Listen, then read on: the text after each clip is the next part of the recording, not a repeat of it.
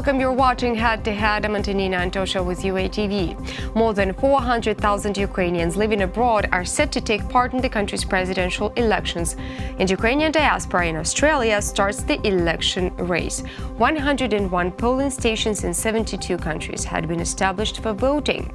To discuss the importance of these elections, we're joined via Skype by Stefan Romaniw. He is the General Secretary of the Ukrainian World Congress and the Chairman of the Australian Federation of Ukrainian Organizations. Hello, and thank you for joining us. Thank you for having me. Okay, so let's talk about the mood of the Ukrainian citizens living in Australia. Are they set to go voting? Ukrainians in Australia are obviously watching very, very carefully the situation in Ukraine. We have about 1,700 people who are registered, who are at the Obliku at the embassy in Canberra. We only have one polling station, that is Canberra. We're not sure how many will travel because Australia is a very vast country.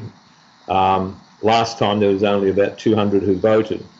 But Australia's Ukrainian community is watching very, very carefully. Comparing to the previous years, let's say to the previous two presidential elections, how eager are Ukrainians to go voting now?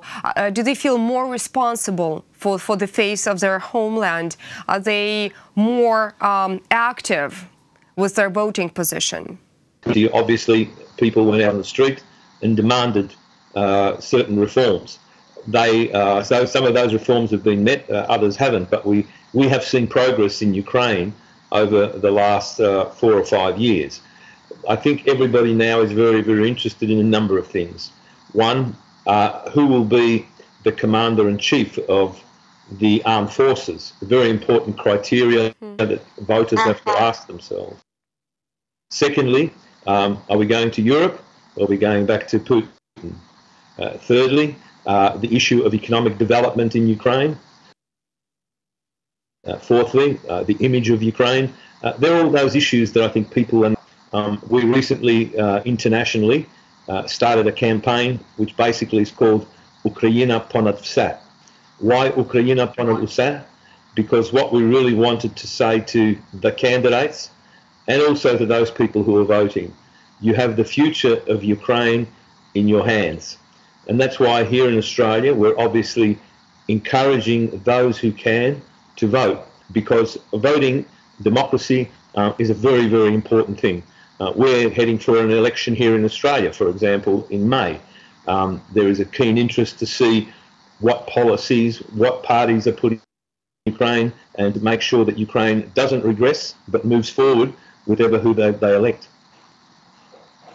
And still, the process of presidential elections is really controversial, and there has been a lot of controversy around the possibility of cyber attacks. I mean, we've all heard about the situations when Russia tried to meddle into the U.S. presidential elections, into the other election processes in a number of European countries. How high is the risk that the presidential election process in Ukraine will also be threatened or even disturbed by the cyber attacks from Russia or from any other country? Look, I think the issue of cyber attack is a critical one. Even 20,000 kilometres from Ukraine, here in Australia, whether it be through Russia or anywhere else. But I think there's cyber attack is one. The other issue that has to be taken into account, Ukrainians understand that the current administration is not doing anything for you. I'll give you one example that we've had here in Australia over the last couple of weeks. The Russian ambassador here in Australia, who is on his way out because ultimately, he has not been accepted here in Australia, paid for an advertisement in one of our daily newspapers about on the 5th anniversary of Crimea. Basically, in terms of the war, we protested heavily.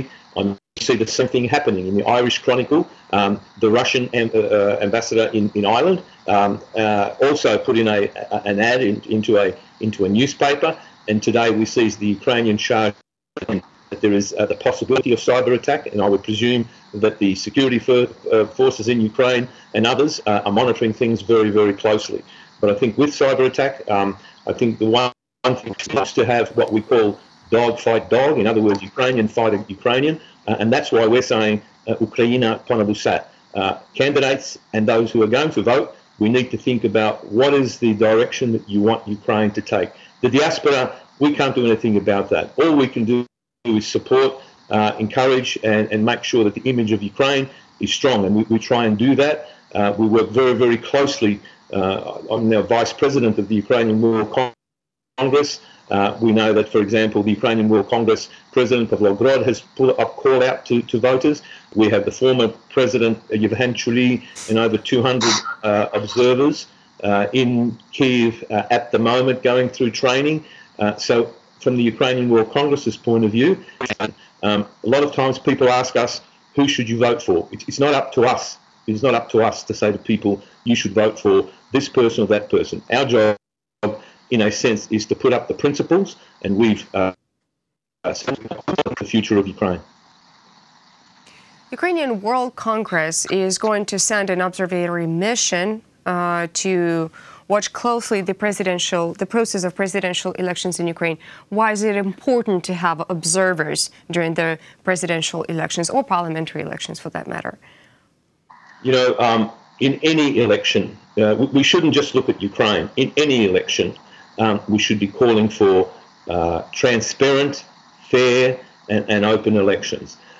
For that to happen, you need intermediaries. You need people who are independent, who can identify any things that happen that are untoward.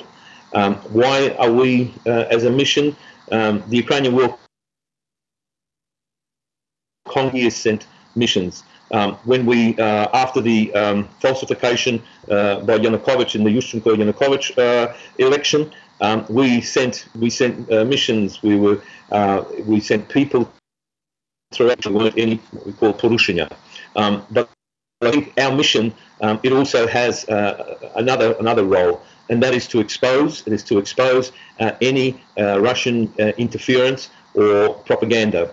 And yesterday, Yevhen Chuli, who heads up our mission, had a press conference where he outlined what we were planning to do. He also outlined, from that point of view, we see it being very, very important for us to be there. Canada, the Canadian government is sending a big delegation. I forget the exact number of international observers you will have there, but I think that is also a situation honest. Thank you so much for your comments, and thank you so much for this conversation. We wish you all well, and people need to, I think, look at those principles, look at those key performance indicators that we're suggesting, and then no doubt the right call will be made. So, Slava Ukraini. Героям слава.